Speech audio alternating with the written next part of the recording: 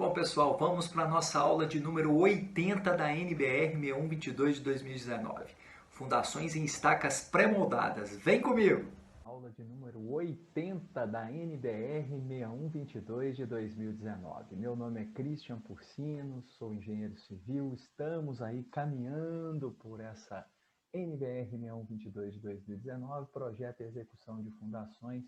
Estamos aqui na nossa aula de número 80. Já chegamos na aula de número 80, pessoal. E hoje nós vamos iniciar o anexo D normativo, né, que são as estacas pré-moldadas de concreto, procedimentos executivos, aula número 1.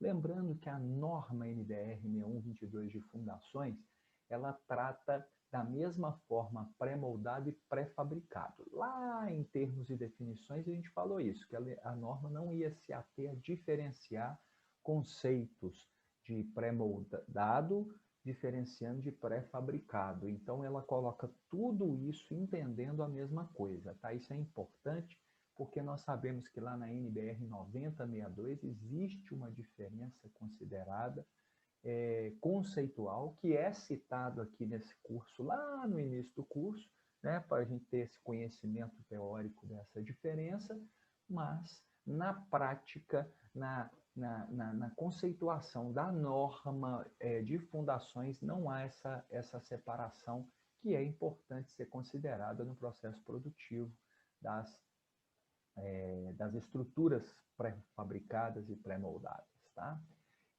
Entendemos que quando sou forte na teoria, sou forte na hora de resolver problemas e por isso eu busco conhecimento teórico para ser forte na hora que surgirem os problemas e principalmente para evitar que os problemas surjam, né?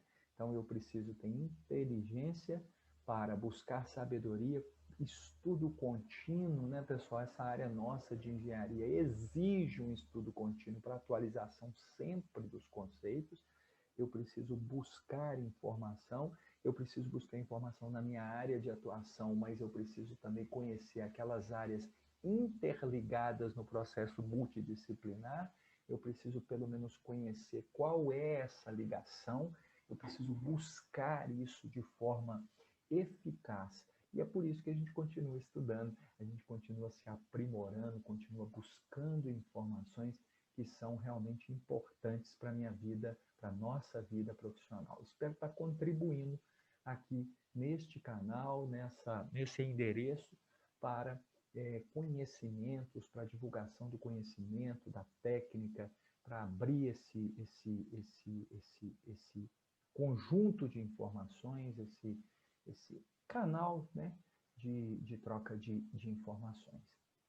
Então, esse anexo E, né, que é o anexo relativo às estacas pré-moldadas, né, acabamos estacas de madeira na última aula e agora estamos caminhando para as estacas pré-moldadas, que é esse anexo E. Ele tem como objetivo, tal como outros atrás, né, estabelecer procedimentos executivos. Lembra que a gente falou muito da parte de cálculo, da parte de fiscalização, da parte de análise de projeto, de execução de projeto. E agora nos anexos a gente fala desses procedimentos executivos importantes para fiscalização, para execução, para o empreendedor, para o fiscal, para o executor, para o projetista também levar isso em consideração tanto nos seus cálculos como na sua descrição e especificação de projeto. Então, visa aqui complementar a seção 8, especificar os insumos e detalhar as diretrizes construtivas. Olha, aqui eu tenho informação muito rica para quem projeta, porque o projetista precisa deixar bem claro no seu projeto para não ter dúvida ao construtor do que ele deve fazer, do que ele necessita levar em consideração. O próprio construtor precisa conhecer, o construtor que executa fundações precisa conhecer bem esses anexos para que quando for executar não dê alguma bobeira não permitida pela norma por algum motivo técnico importante. Ele precisa conhecer esses aspectos, ele precisa realmente conhecer tecnicamente isso, e é isso que a gente está fazendo aqui. Características gerais de quê? Da estaca pré-moldada. Aqui a gente mostra uma figura, né, de uma estaca estrela aqui, né, só para a gente deixar bem claro que eu posso ter qualquer formato de estaca pré-moldada. Posso ter uma hexagonal, uma quadrada, uma vazada, circular cheia, quadrada vazada, né, igual está aqui embaixo, né, você pode ver aqui, ó, que tem uma quadrada cheia, seção quadrada cheia, uma seção quadrada com as pontas, né, detalhadas aqui da seção, ou vazada no seu centro, né? Eu posso ter uma circular vazada, eu posso ter uma hexagonal vazada, isso tudo muito importante, né? Muito possível de ser executado. E aqui eu mostrei uma foto aqui, né, dessa estrela. Então, o que eu quero dizer para vocês é que não existe limitação da forma geométrica dessa seção transversal de uma estaca pré-moldada. Isso que eu quero deixar bem claro aqui. Uma outra coisa que eu preciso deixar bem claro, que a gente já falou na parte de projeto, é essa questão do cálculo estrutural da estaca. O cálculo estrutural da estaca pré-moldada ou pré-fabricada é fundamental. Nós vamos falar em alguns momentos aqui dessas aulas do anexo E sobre transporte, içamento, execução e dimensionamento em relação às cargas do projeto. Então, numa estaca pré-moldada, eu tenho particularidades que são essas. Além das cargas convencionais do meu mapa de cargas que desce da estrutura, eu preciso levar em consideração algumas hipóteses dimensionadoras, que são as hipóteses de transporte, armazenamento, né? Como que eu armazeno essas estacas aqui, ó. Tá vendo isso? Eu tenho tudo que levar em consideração. A forma que eu pego essa estaca, né, os pontos que eu vou definir, são pontos de pega dessa estaca, eu preciso ter isso bem claro no projeto, até a fábrica precisa ter isso bem claro, porque são pontos que vão gerar esforços e eu preciso ter dimensionado estruturalmente a minha estaca para isso tudo, né? Isso é importante. As estacas pré-moldadas podem ser de concreto armado ou protendido, vibrado ou centrifugado. Então, a forma de execução, isso em fábrica, em loco, ou no quintal de casa ou algum lugar, precisa de um controle de qualidade, mas pode ser executado com concreto armado ou protendido, vibrado ou centrifugado, em qualquer forma geométrica da seção transversal. Então, a própria norma já te deixa livre a usar qualquer forma geométrica, né? Devendo apresentar resistência compatível com os esforços de projeto e decorrentes de quê? Transporte, manuseio, cravação e eventuais solos agressivos. Quimicamente falando, eu preciso ter essa resistência também para estacas pré-moldadas. E aqui fica o ponto e o alerta que a gente está falando. Transporte, manuseio, cravação, pancada de cravação. Nós vamos falar algumas características sobre isso também, mas esse ponto é importante a gente guardar na nossa mente, que não é só o esforço que eu estou levando em consideração. E por isso, pessoal, que a gente tem que tomar muito cuidado no cálculo estrutural da minha estaca. Porque quando eu compro uma estaca de prateleira, ela vem com as armadurinhas dela lá, eu preciso verificar se eu não preciso reforçar essa armadura junto ao meu fabricante. Isso é muito importante a gente ficar com isso bem claro na nossa mente, né? Porque o cara olha a seção, verifica o atrito lateral, verifica a ponta, verifica nega, repique, olha todo esse aspecto, mas esquece da parte estrutural. Isso vai muito de encontro à nossa treta lá do início do curso da geotecnia versus estrutura, que não pode existir para o engenheiro de fundações. O engenheiro de fundações, ele necessita claramente de conhecer esses dois aspectos no seu dia a dia. Ele tem que estar realmente firmado nessas particularidades. Tá? Equipamento. Bom, o equipamento de cravação da estaca, e aí eu falo de cravação por enquanto na NBR 6122-2019, mas eu já alerto, tal como eu já alertei em outros pontos, sobre os martelos vibratórios. É muito interessante você buscar informações em alguma empresa que trata desses assuntos, né? uma uma VPA, uma Gerdau, buscar aí nos sites que tratam desse assunto. Fica a dica para você estudar e se aprimorar profissionalmente no assunto martelo vibratório. É um assunto muito atual, está sendo discutido e a gente precisa de informação, de pesquisa, de dados, porque realmente é uma forma muito interessante de se executar as estacas, tá bom? Mas aqui nesse ponto da NBR 6122 de 2019, a gente trata o E3, que é o equipamento. Ele diz o seguinte, a cravação de estacas, então ele fala de cravação, pode ser feita por percussão ou prensagem. A escolha do equipamento deve ser feita o quê? De acordo com o tipo, dimensão da estaca, peso da estaca, dimensão para eu preparar a minha execução, características do solo, evidentemente, do solo, tanto do solo na sua estratigrafia, óbvio, como também na sua plataforma de execução. Como é que eu vou apoiar um guindaste lá se eu tenho um terreno muito fraco? Eu preciso planejar isso, né? Essas questões de apoio e de execução. Condições de vizinhança, olha o que você vai fazer com a obra já existente. Eu posso ter uma igreja pré-histórica ali do lado, muito antiga, né? Muito sensível a essas pancadas que eu vou dar, ou um prédio, ou uma construção, uma casa, né? Aí vem aquelas histórias das perícias, né? Antes de eu começar a obra, é uma dica importante. Características do projeto, como é que é esse projeto, né? E peculiaridades do local. E aqui dentro, pessoal, vale tudo. Eu preciso ter uma visão global de tudo que está acontecendo no que tange a solo, no que tange a localidade, no que tange ao que é o meu projeto, ao planejamento de todas essas coisas na hora de definir o equipamento. Então, é um ponto importante, né, que leva em consideração conceitos que nós, engenheiros civis, ok?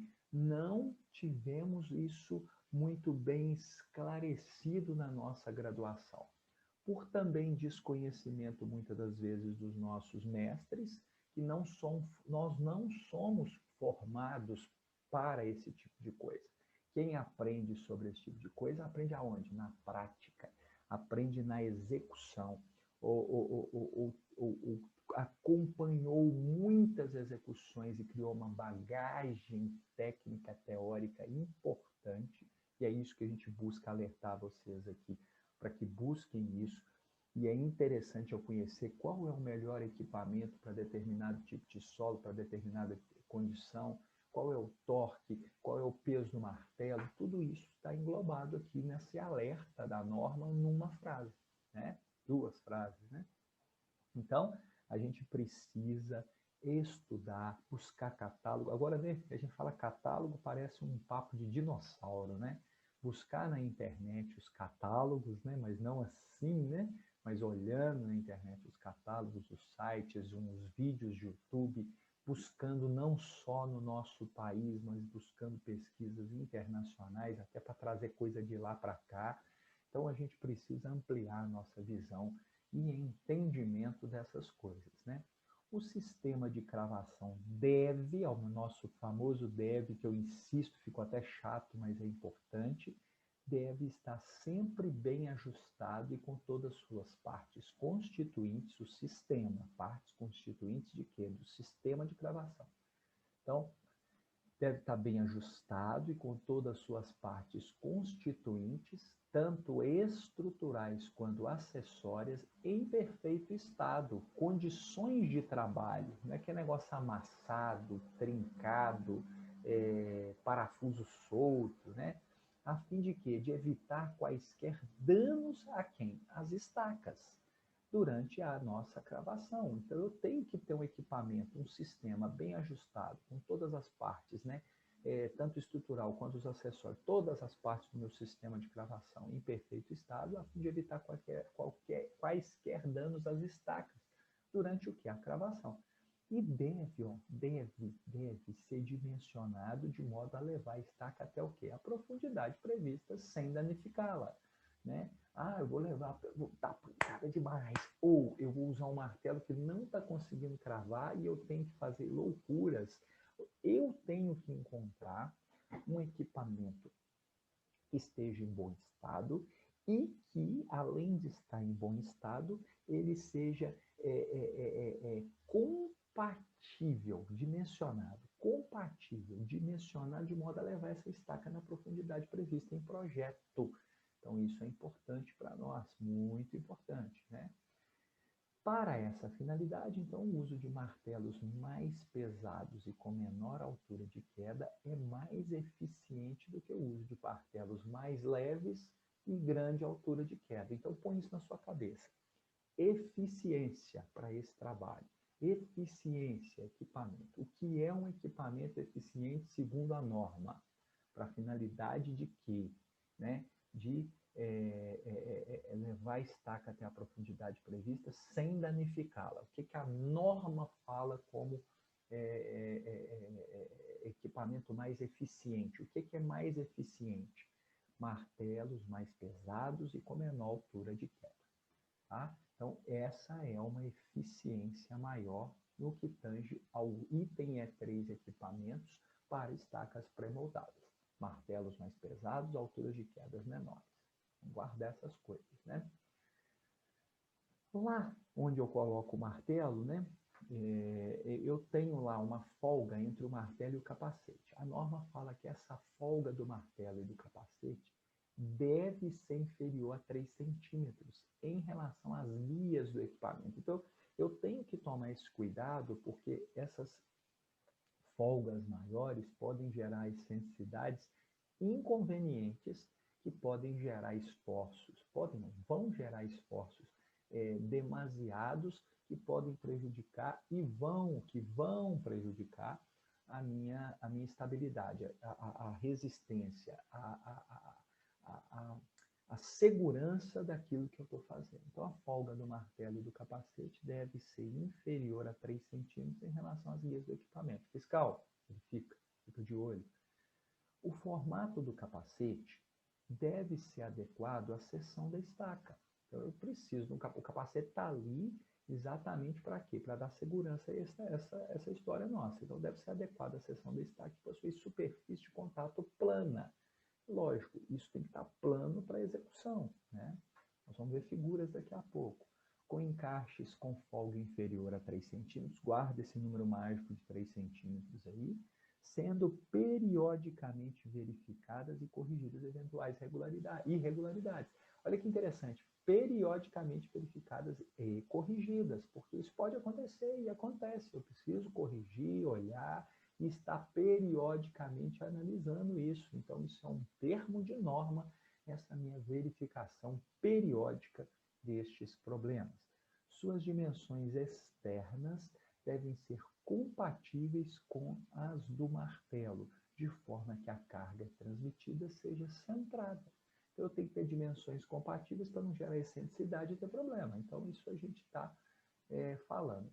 Quando a cravação for executada com martelo de queda livre, devem ser observadas as seguintes condições. Então, eu estou falando o seguinte, quando eu tiver uma execução com martelo de queda livre, eu tenho umas condições que eu preciso ter bem claro na minha mente. Ó, o peso do martelo igual ou superior a 20 kN. Veja bem, é uma exigência. Então, o peso do martelo igual ou superior a 20 kN é normativo quando eu usar a cravação com martelo de queda livre. Vejam que isso é uma condição a ser observada. Peso do martelo no mínimo igual ao quê? 75% do peso total da estaca ou análise de cravabilidade para o caso em estudo. Então, ó, presta atenção. É um outro alerta, uma outra condição que deve ser observada em relação ao peso do martelo.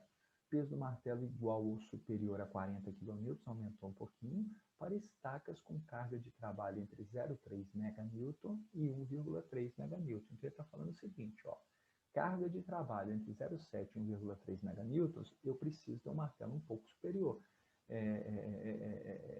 40 kN no mínimo, né? Para estacas com carga de trabalho seja superior a 1,3 MN, a escolha do sistema de cravação deve ser analisada criteriosamente, de forma prévia, é óbvio, para garantir essa eficiência. Tá bom? No uso de martelos automáticos, devem ser seguidas as recomendações dos fabricantes. Então, os fabricantes nos vão orientar com recomendações e esses martelos automáticos precisam ser seguidas, ok? E4, cravação propriamente dita. Falamos de equipamento, agora vamos falar da cravação propriamente dita. O armazenamento e o içamento de estacas pré-moldadas na obra devem ter as prescrições do fabricante, que deve disponibilizar todas as informações necessárias para evitar o quê? Fissuramento excessivo ou quebra das estacas. Olha só, estou falando de armazenamento e içamento de estaca lá na obra.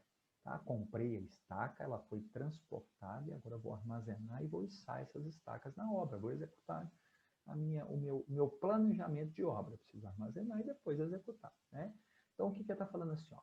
Isso deve ser obedecer o quê? Umas prescrições do fabricante. Fabricante, cadê as prescrições? Né? Me informa que deve disponibilizar todas essas informações para eu evitar o quê? Fissuramento ou quebra das estacas na obra. Então, essa informação vem do fabricante. Se não veio, eu tenho que pedir. Fabricante, você tem que fornecer. Né? Então, a gente precisa ter esses detalhes, tá bom? Em casos correntes, é vedada a utilização de quê? De elemento suplementar. Lembra lá da famosa prolongue suplemento? A gente já falou disso lá nas estacas de madeira. Prolonga ou suplemento. Né? Em casos correntes, ou seja, no dia a dia, isso não pode ser uma coisa normal, uma coisa utilizada no dia a dia. Né? Então, em casos correntes, é vedada, proibida a utilização de elementos suplementares. A prolonga, né? Suplemento.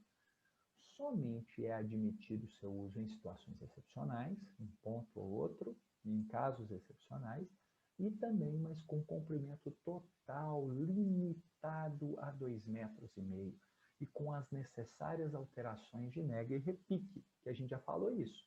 Quando eu uso a prolonga, eu tenho nega e repique diferentes de sem usar a prolonga.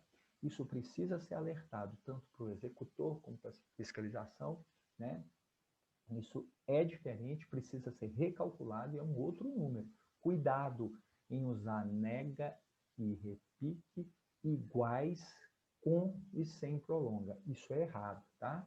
Vamos tomar cuidado. Tal dispositivo pode ser fabricado de aço. Que tal dispositivo é esse? A prolonga, suplemento. Tal dispositivo pode ser fabricado de aço ou de concreto, e sua utilização deve garantir o bom posicionamento da estaca, o quê? No final da cravação. Então não adianta eu pegar essa prolonga e começar a fazer que a estaca vai ficar fora do prumo, locada de forma errada, né? Deslocada do ponto, né? Então não vai adiantar. E a minimização de perda de eficiência do sistema de cravação até que seja concluída a estaca. Tá? Para tanto, né, a utilização deste recurso deve obedecer às seguintes condições. Então, eu preciso obedecer o quê? Para dispositivos de concreto. Suplementos. Momento resistente mínimo da haste do suplemento igual ao da estaca. Eu vou calcular o W mínimo, né? Vou calcular o W. Né? Esse momento resistente do dispositivo, ele tem que ser igual ao da estaca. Tá? Momento resistente mínimo da haste do suplemento igual da estaca. Ok? Para dispositivos de aço, né, momento resistente da haste do suplemento não menos que 400 cm3. Então aqui ele está só demonstrando a preocupação dele em relação a valores de momento resistente mínimo para o suplemento para prolonga, tá bom? Para a cravação de estacas através de terrenos resistentes, podem ser empregados pré-furações, ou seja, sustentadas ou não, né? Ou auxiliadas por jato d'água, que é a lançagem. Então, eu posso amolecer como um critério de pré-furo, né? Como um critério de pré-execução para facilitar a minha cravação. Ou eu, né? Posso empregar pré-furações, ou eu posso fazer jatos sob pressão d'água para facilitar essa minha cravação. Nesse caso, o eventual desconfinamento deve ser considerado no projeto. Então, eu vou ter um certo desconfinamento, eu tenho que chegar lá no meu projeto e pensar melhor sobre esse atrito lateral, por exemplo, né? De qualquer maneira, a cravação final deve ser feita sem influência deste recurso. Beleza? Facilitei entrar, mas a cravação final eu vou executar, né, de forma convencional, né? O sistema de cravação deve ser dimensionado de modo que as tensões de compressão durante a cravação sejam limitadas a 85% da resistência nominal do concreto, menos a protensão, se for o caso. Se for uma estaca protendida, eu tenho que retirar essa protensão. Então, esse é um cuidado que muitas das vezes a gente nem sabia que existia. Nem sabia que existia isso na norma, nem sabia que está falando disso, né? Pega lá uma estaca de catálogo, 25 por 25, 20 por 20, 17 por 17, sei lá. Define lá o decu quaresma da estaca, define lá a resistência lateral, resistência de ponta, aplica fator de segurança, define, ó, essa estaca aguenta tanto. E esquece completamente desses alertas, tanto de cálculo estrutural da peça de concreto, como essas aqui do sistema de cravação. Eu tenho que tomar cuidado, senão eu arrebento a minha peça. Eu vou explodir, eu vou fissurar ela toda. Eu vou levar essa peça a uma pré-ruptura antes de carregar com o prédio, com a estrutura. Então, esse cuidado ele é fundamental, ele é necessário, né? Então, aqui o que a norma fala? O sistema de cravação deve ser dimensionado de modo que as tensões de compressão durante a cravação sejam limitadas a 85% da resistência nominal do concreto, menos a protensão, se for o caso. Pessoal, fabricante, projetista, executor, conversem sobre isso aqui. Isso é um conceito importante que deve ser levado em consideração entre todos, né? Nós precisamos levar em consideração isso entre todas as partes envolvidas no processo, né? No caso de estacas protendidas, né, as tensões de tração devem ser limitadas ao quê? A 90% do valor da proteção, mais 50% da resistência nominal do concreto à tração. E no caso de estacas armadas, as tensões de tração devem ser limitadas ao quê? A 70% da tensão de escoamento do aço utilizado na armadura da estaca. Então, pessoal, são dados, são números que a norma nos deixa registrado e usa os termos devem ser limitadas. Então, eu tenho que tomar um cuidado extremo, executor, fiscal, projetista, contratante, tomam cuidado com isso, que isso pode estar gerando um problema enterrado, um problema que você não vê, um problema que você não vai ver. Então, cuidado, não é só chegar lá, cravar, bater e executar, não é só isso, não, né? Então, é o seguinte, estes limites podem ser o quê? Aumentados em 10%, deu uma liberdade aqui, né? Caso sejam feitas medições das tensões durante a cravação. Devem também ser observadas as recomendações escritas lá nos requisitos gerais do 8.5 para fundações profundas, que falam várias informações sobre fundações profundas. Bom, pessoal, finalizamos o anexo, essa aula do anexo E, nós não finalizamos o anexo, vamos dar continuidade a esse anexo na próxima aula. Espero que estejam gostando, deixe o seu like, inscreva-se no canal, espero a sua participação com comentários, espero que você esteja aprendendo, aprofundando no assunto, adquirindo bagagem para realmente uma discussão em alto nível do que significa projeto e execução de fundações. Eu deixo o meu forte abraço e realmente conto com a sua participação e divulgação deste canal para os colegas profissionais, seja você um estudante ainda de graduação, seja um engenheiro civil recém-formado, sênior, com grande experiência de uma outra área buscando informação aqui. Seja bem-vindo com a gente aqui. Um forte abraço e até a próxima aula. E aí, pessoal, gostaram dessa aula de número 80? Estamos caminhando pelo anexo E, Fundações em Estacas Pré-Moldadas. Deixe o seu like, inscreva-se no canal, divulgue a informação. Um forte abraço!